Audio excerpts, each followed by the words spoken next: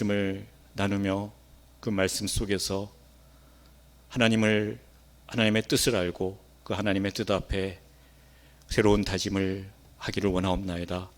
우리의 마음을 이른 비 늦은 비로 촉촉하게 적셔진 땅처럼 부드럽게 하여 주셔서 주님의 말씀을 받아 30배, 60배, 100배의 결실을 맺게 하옵소서. 감사드리며 주 예수 그리스도의 이름으로 기도합니다. 아멘. 신명기는 모세의 설교라고 했죠. 두 번째 설교가 가장 긴 설교인데 그 설교는 짧은 서론과 또 5장의 10계명으로부터 시작합니다. 그리고 6절부터 26절까지는 바로 그 10계명에 대한 해설이라고 했죠. 10계명 중에 제1계명 너는 나 외에 다른 신을 내게 두지 말라에 대한 해설이 6장에서 시작되어서 지금 이 11장에서 마무리가 됩니다. 6장에서는 어떤 말씀을 나누었나요? 3주 전이죠? 기억나시나요? 잘 기억 안 나실 겁니다. 사랑하기에, 하나님께서 우리를 사랑하시기에 복 주시기 위하여서 하나님의 백성이 살아갈 바, 그러니까 규례와 명령, 율법을 주셨다는 것, 그리고 우리도 그분을 사랑하기에 그분의 말씀을 듣고 가르치고 나누고 또 기록하여서 기억하고 지켜 행하여야 한다라는 그런 말씀을 사랑하기에라는 제목으로 나누었습니다. 그리고 그때 유대인들이 그 말씀을 따르기 위해서 얼마나 노력하는지를 보고 우리 자극받자고 했죠. 그러면서 테필린, 그리고 메주자, 그리고 말씀 암송과 하브루타라는 것에 대해서 간략히 소개한 적이 있습니다. 우리 한번 기억을 해볼까요? 그 유대인들이 이마에 그리고 팔에 두르는 그 경문갑, 그 속에 넣고 암송하는 4개의 구절, 무엇이라고 그랬죠? 출애굽기 13장 1절부터 10절까지 무교절, 절기를 지키라고 하면서 하나님이 너희를 애굽 땅에서 인도하여낸 그 구원을 기억하라 라고 명령하고 계시고요. 또 출애굽기 13장 그 뒷부분 11절부터 16절까지는 모든 맞이는 내 것이다. 사람이건 짐승이건 그것을 나에게 바쳐라. 내 몫으로 바쳐라. 그래서 온전하게 헌신하라는 그런 명령이죠. 그리고 신명기 6장과 신명기 11장에서 신앙 계승에 힘쓰라는 명령과 또 하나님이 주신 복을 마음껏 누리라. 그것을 위해서 너희가 해야 될 것이 무엇이냐. 그러면서 하나님의 도를 지켜 행하고 또 하나님을 사랑하고 하나님께 온전한 헌신을 드려라라는 말씀을 계속 반복하고 있습니다. 정말 귀에 딱지가 앉을 정도로 계속해서 강조하고 반복해서 하나님을 사랑하라, 기억하라, 지켜 행하라 계속 말씀이 반복되고 있습니다. 우리는 그래서 이렇게 반복되는 말씀, 그것을 잘 기억을 해야 됩니다. 특별히 1계명의 해설, 그것이 6장부터 11장까지인데 세 번째 테필린 명령으로부터 시작해서 네 번째 테필린 명령으로 마무리된다는 것. 그래서 1계명이 우리에게 얼마나 중요한 계명인가를 또 다시 한번 생각하게 됩니다.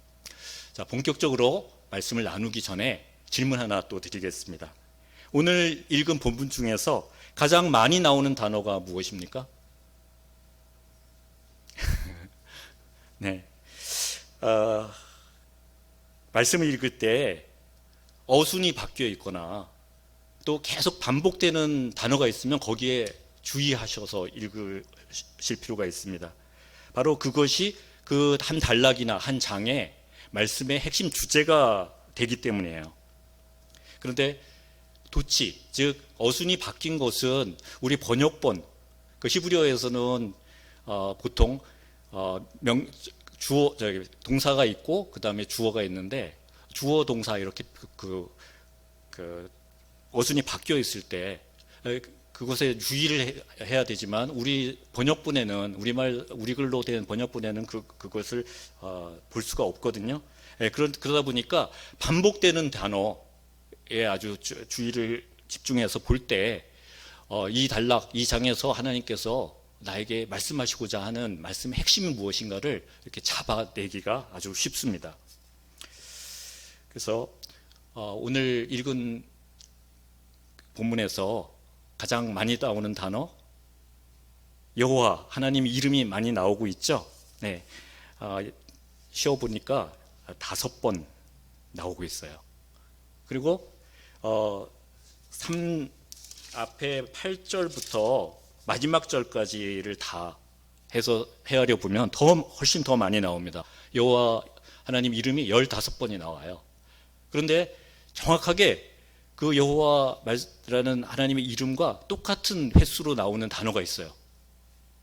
눈치 빠르신 분은 벌써 우리 오늘의 제목, 오늘 말씀의 제목을 통해서 눈치채셨을 것입니다. 네, 땅이죠. 땅이, 우리 13절에서 21절까지 말씀에 여호와가 5번 나온다고 했죠. 땅도 헤아려 보십시오. 5번입니다, 정확히. 그리고 전체에서 8절에서 마지막 절까지도 여호와가 15번 나오는데 땅은 역시 15번이 나오고 있습니다. 참 재밌죠? 이 말씀을 이렇게 분석해 가면서 보면은 참 재밌는 것을 느끼게 되고요. 하나님이 무엇을 우리에게 강조해서 기억하도록 하기 위해서 이렇게 아주 섬세하게 말씀의 그 구조를 짜놨구나 하는 것을 볼 수가 있습니다. 하나님은 우리에게 자유의지를 주셨죠. 그래서 우리가 자발적으로 하나님을 사랑하기를 원하셨습니다. 그래서 에덴 동산 가운데 생명나무와 선악을 알게 하는 나무를 두셨어요. 하지만 우리 인간들은 하나님께서 주신 그 자유의지를 가지고 자발적으로 사랑하기를 잃어버렸습니다. 내가 하나님보다 더 나을 수 있다라는 그런 욕구 때문이었죠. 그래서 결국은 그 땅에서, 그 복받은 땅 에덴 동산에서 쫓겨나게 되었습니다. 물론 그럼에도 불구하고 하나님께서는 타락 후에 우리 인간을 멸하거나 포기하지 않으셨습니다. 바로 그 자리에서, 타락한 그 현장에서 구원을 베풀어 주셨습니다. 메시아에 대한 첫 번째 예언이 바로 그 타락의 현장에서 우리에게 주어졌습니다. 그리고 나서 하나님께서는 지치지도 포기하지도 않으시고 계속해서 우리 인간들의 사랑을 갈구하시고 우리가 하나님을 어떻게 사랑해야 되는지를 가르쳐 주고 계십니다. 신명기에서 하나님께서는 하나님의 백성들에게 원하는 것이 바로 그러한 사랑의 표현이라고 거듭 말씀하고 있습니다. 신명기 7장 7절에는 여호와께서 너희를 기뻐하시고 너희를 택하심은 너희가 다른 민족보다 수요가 많기 때문이 아니니라. 너희는 오히려 모든 민족 중에서 가장 적으니라 라고 말씀하고 있습니다. 하나님은 이스라엘이 어떤 힘이 있고 능력이 있고 하나님의 영광을 드러낼 만한 그럴 자격이 있는 큰 민족이어서가 아니라 그들이 고잘것없는 약한 자이지만 그럼에도 불구하고 하나님께서 기뻐하시고 택하시고 사랑하셨다라고 말씀하고 계십니다. 그들의 조상 아브라함과 이삭과 야곱과의 약속을 신실하게 지키기 위해서 그 이스라엘을 애굽 종되었던 생활에서 인도해 내었다. 그러니 너희도 그 하나님을 기억하고 그 하나님을 사랑하고 그 계명을 지키라 라고 명하시는 것입니다. 그렇다면 우리의 하나님에 대한 사랑은 어떻게 표현해야 할까요? 그분이 원하시는 대로 하는 것이 바로 하나님의 사랑에 응답하는 것이겠죠. 하나님이 무엇을 원하십니까? 첫 번째는 13절 첫 번째, 두 번째, 세 번째 하나님이 원하시는 것, 그 13절 말씀에 다 들어 있습니다. 자, 13절의 제일 앞부분 한번 같이 읽어볼까요? 다시. 내가 오늘 너희에게 명하는 내 명령을 너희가 만일 청종하고. 네. 청종한다는 것은 아주 주의해서 듣는다라는 의미이죠. 잠언 8장 34절을 보면 누구든지 내게 들으며 날마다 내 문 곁에서 기다리며 문설주 옆에서 기다리는 자는 복이 있나니 라고 말씀하고 있습니다. 듣는 자가 복이 있다라고 말씀하셨죠. 로마서 10장 17절에서도 믿음은 들음에서 나며 들음은 그리스도의 말씀으로 말미암았느니라 라면서 하나님의 말씀을 듣는 데서부터 믿음이 난다라고 말씀하고 계십니다. 그래서 우리는 하나님 말씀에 귀를 기울이고 그 말씀을 듣는 일에 힘써야 되는 것이죠. 청종한다는 말의 또 다른 의미는 들은 것으로 끝나지 않고 그 들은 것을 행한다는 것, 그것을 의미하고 있습니다. 그래서 우리는 말씀을 듣고 그 말씀을 행하는 일에 힘써야 됩니다. 그럴 때 그 말씀의 능력이 나타나게 되는 것이죠. 우리 포리교회의 2월달 소주제, 말씀의 능력을 회복하게 하소서. 말씀을 잘 듣고 그 말씀을 지켜 행하려고 할 때 그 말씀이 회복되는 줄로 믿습니다. 두 번째, 또 보면 다시 띄워주십시오.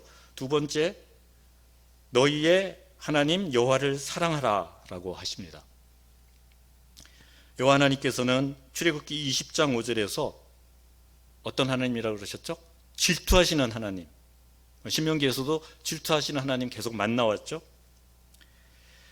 사랑하시기에 질투하시는 하나님. 그래서 그 하나님 앞에, 그 하나님의 사랑 앞에 딴청 피우면, 한눈 팔면 큰일 납니다. 하나님의 질투가 진노를 낳고 그 진노 앞에 우리는 엄청난 징계를 받게 됩니다. 그런데 많은 이들이 이 질투하시는 하나님보다 더 사랑하고 섬기는 것이 있죠. 그 대표적인 것이 만몬입니다. 부나 돈이나 재산, 소유, 이런 것들을, 재물이나 물질을 절대시하는 그런 물질주의, 배금주의 사상, 바로 그것이 만몬신을 섬기는 것이죠. 두 번째는 바로 나입니다. 나에 대한 것입니다. 나에 대한 사랑입니다. 세상은 나를 중요하게 여기는 그런 가치관을 가지고 있습니다. 내가 있어야 세상도 있지. 그죠? 그래서 힐링, 웰빙, 네 삶이 치유되고 네 삶이 편안해야 돼. 이렇게 얘기합니다. 근데 정말 우리 삶 속에 하나님 없이 그 힐링과 웰빙이 이루어질 수 있을까요? 기초가 없는 집과 같죠. 세상에서 가장 많은 사람들이 주목하는 것이 바로 자기 자신을 위한 것입니다. 그러다 보니까 그 자기 자신의 유익이 되는 것이라면 다 자기 것으로 취하려고 하는 것이죠. 모든 우상은 바로 그곳에서부터 시작됩니다. 자기를 유익하게 하기 위한 것, 자기가 더 풍성해지기 위한 것, 자기가 더 힘을 가지기 위해서 우상을 만들어내고 그 우상을 섬기는 것이죠. 결국은 그것은 자기를 위한 일입니다. 예배를 드릴 때도 하나님의 함께 하심을, 그리고 하나님이 우리에게 주시는 은혜 앞에서 감격하는 것이 아니라 내가 그 설교를, 그리고 예배를, 찬양을 판단하고 은혜가 있다 없다 이렇게 얘기합니다. 그런 모습을 보시면서 하나님은 질투하시죠. 우리가 하나님께만 눈을 돌리고 하나님만을 사랑하며 하나님 중심적인 그런 삶을 살기를 오늘 또 하나님께서는 우리를 보시면서 원하고 계십니다. 셋째는 마음을 다하고 뜻을 다하여 섬기라. 섬기면 하고 이제 조건을 이야기하고 있죠. 이렇게 주님 앞에 내 마음을 다 드리고 헌신하는 것, 그것이 하나님께서 세 번째로 원하시는 것입니다. 너희 안에 이 마음을 품으라. 곧 그리스도 예수의 마음이니 그는 근본 하나님의 본체시나 하나님과 동등됨을 취할 것으로 여기지 아니하시고 오히려 자기를 비워 종의 형체를 가지사 사람들과 같이 되셨고 사람의 모양으로 나타나사 자기를 낮추시고 죽기까지 복종하셨으니 곧 십자가에 죽으심이라. 빌립보서 2장 5절에서 8절까지 말씀이시죠. 예수님께서는 하나님과 근본 본체셨습니다. 하나님과, 성부 하나님과 동등한 관계이시죠. 근데 그 관계를 버리시고 종의 형체, 사람의 형체가 되어서 이 땅에 오셨습니다. 저 높은 곳에서 이 낮은 곳으로 우리 때문에 오신 것이죠. 그뿐만 아니라 우리를 대신해서 죽기까지 하나님 앞에 복종하셨습니다. 갈라디아서 2장 20절 우리 모두가 잘 아는 말씀, 그 뒷부분에 나를 사랑하사 나를 위하여 자기 자신을 버리신 하나님의 아들을 믿는 믿음 안에서 사는 것이다 라고 말씀하죠. 나를 사랑하셔서 그 마음을 다하고 뜻을 다하여서 하나님을 섬기신 예수님, 우리는 그 섬김의 도를 그분이 보여준 그 삶을 통해서 확인하게 됩니다. 우리는 그런 삶을 살아가야 합니다. 하나님께서 그것을 요구하고 계십니다. 그래서 우리는 나는 죽고 그리스도의 생명으로 살아가야 한다. 갈라디아서 2장 20절은 말씀하고 있는 것이죠. 하나님께서는 우리에게 먼저 그분의 사랑을 보여주셨습니다. 그리고 우리가 그 사랑에 화답하기를 기다리고 계십니다. 그 화답 뒤에는 어마어마한 그 보상이 기다리고 있죠. 자, 14절 15절 우리 같이 다시 한번 읽어볼까요? 시작. 여호와께서 너희의 땅에 이른 비 늦은 비를 적당한 때에 내리시리니 너희가 곡식과 포도주와 기름을 얻을 것이요 또 가축을 위하여 들에 풀이 나게 하시리니 내가 먹고 배부를 것이니라. 그럼에도 불구하고 이스라엘 백성들은 가나안 땅에 들어갔을 때 그곳 주민들이 섬기던 농업의 신 바알의 눈을 돌립니다. 또 다산의 신, 풍요의 신인 아세라에게 마음을 빼앗기죠. 그랬을 때 하나님께서 약속하셨던 이 비는 멈췄습니다. 참 아이러니하죠. 비를 내린다고 하는 그 농업의 신 바알의 힘이 그에게 마음을 빼앗겼을 때 사라지는 것이죠. 오직 하나님만이 우리가 의지하고 기댈 만한 유일한 분이시라는 것을 하나님께서는 분명하게 보여주셨습니다. 그래서 하나님께 우리의 눈이 하나님에게서 이방 신들에게로, 우상들에게로 이렇게 마음이 빼앗겼을 때 생육하고 번성하기는커녕 태가 마르고 또 칼에 이방 나라들의 칼에 난자당하는, 그래서 그런 고통을 겪게 되죠. 계속 그것이 반복된다면 결국은 멸망하게 되는 것이죠. 우리는 북이스라엘과 남유다의 멸망을 통해서 그것을 확인할 수 있습니다. 자, 그리고 우리가 나 자신의 유익을 위해서 만든 우상을 단호히 불태워 없애버리고 우리 생명의 주, 구원의 주 하나님을 온전히 신뢰하고 순종할 때 하나님께서는 우리 삶을 책임져 주신다라고 말씀하고 계십니다. 청종과 사랑과 헌신, 이 세 가지를 붙들고 살아가는 이스라엘의 땅, 그리고 또 우리의 삶터, 그곳에는 언제나 적당한 때에 하나님의 은혜의 빗줄기가 내려오게 됩니다. 세계에서 가장 손꼽히는 곡창지대, 중국의 황하, 그 다음에 이집트의 나일강 유역이죠. 나일강 하류의 삼각주.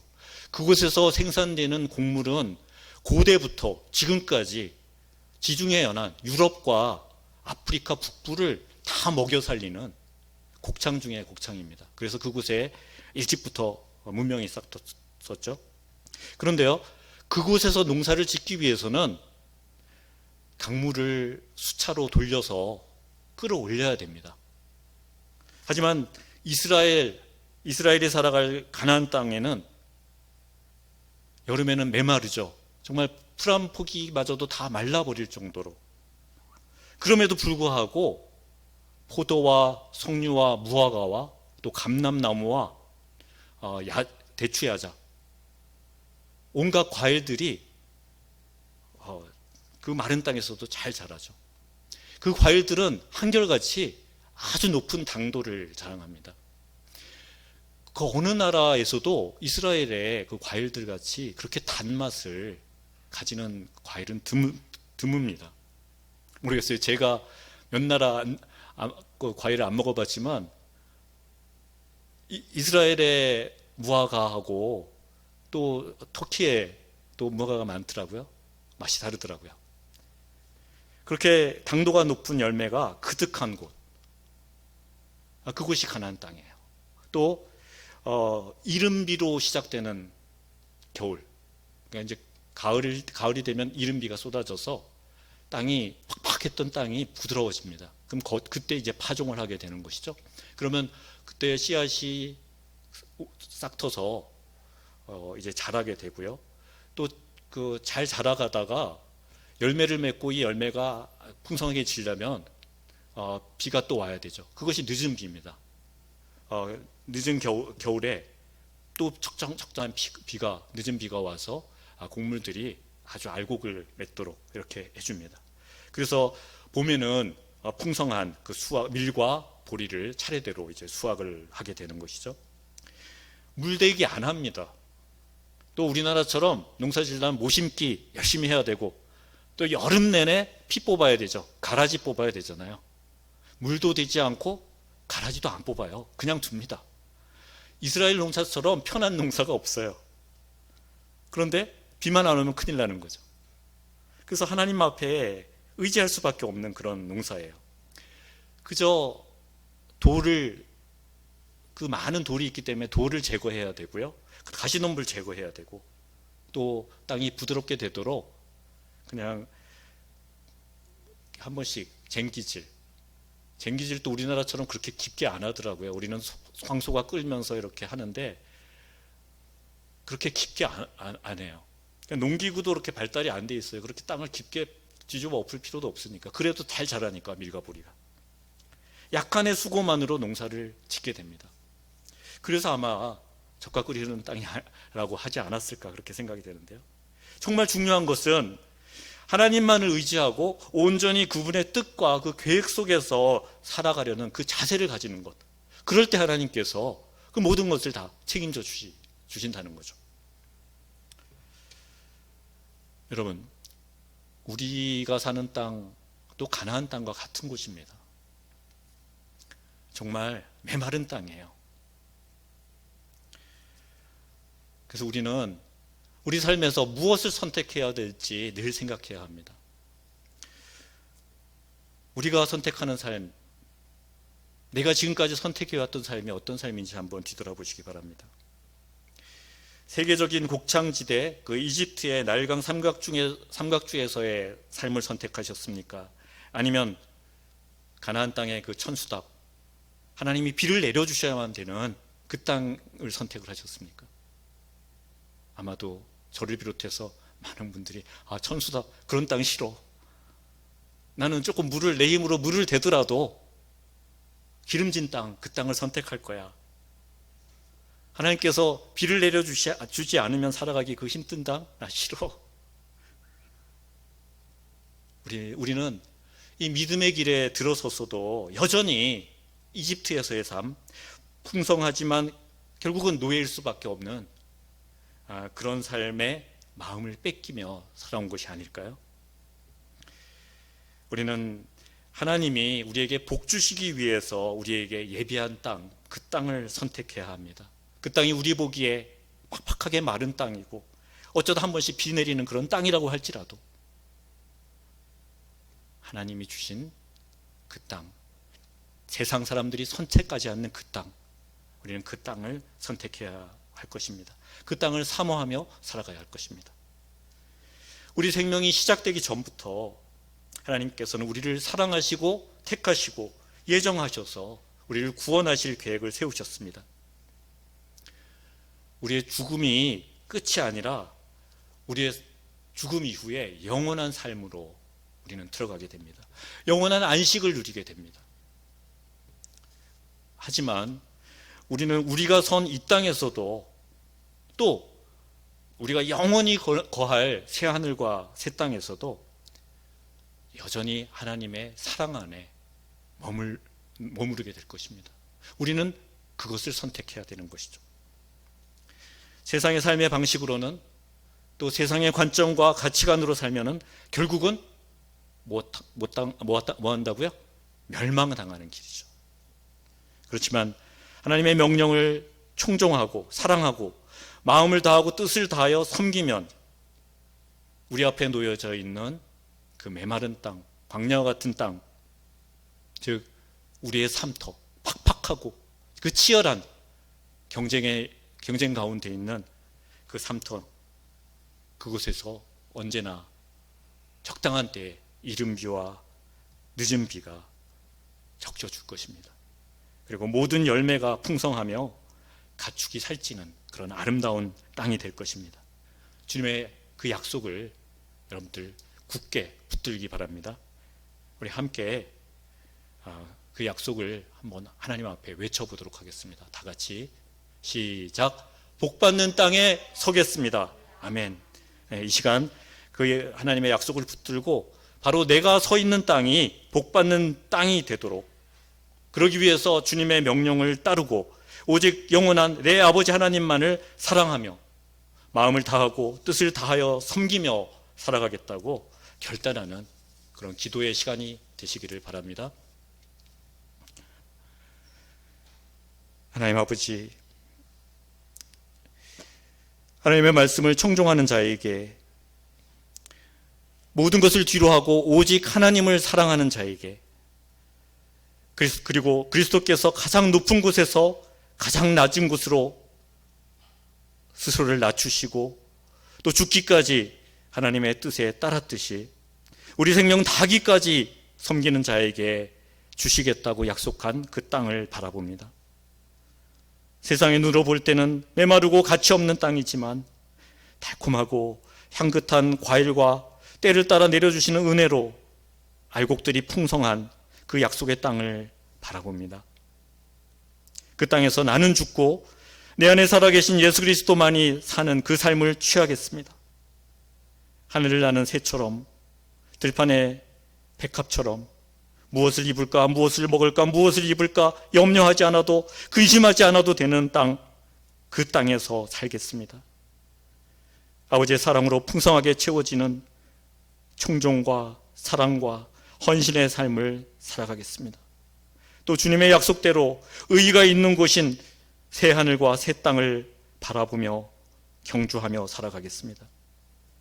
하나님께서 하신 모든 생명 창조와 구원의 역사를 기억하며 하나님의 말씀을 지켜 행하는 삶에서 벗어나지 않도록 때로는 우리를 징계하시고 때로는 마음을 돌이킨 우리를 회복시켜 주시는 하나님의 그 은혜 안에 우리의 모든 삶을 맡기며 주님의 뜻을 매일매일 선택하며 살아가게 하여 주시옵소서. 이번 한 달 우리의 삶이 하나님의 능력을 온전히 회복하는 그런 삶이 되도록 우리의 삶을 이끌어 주시옵소서. 감사드리며 주 예수 그리스도의 이름으로 기도합니다. 아멘. 하늘에 계신 우리 아버지여,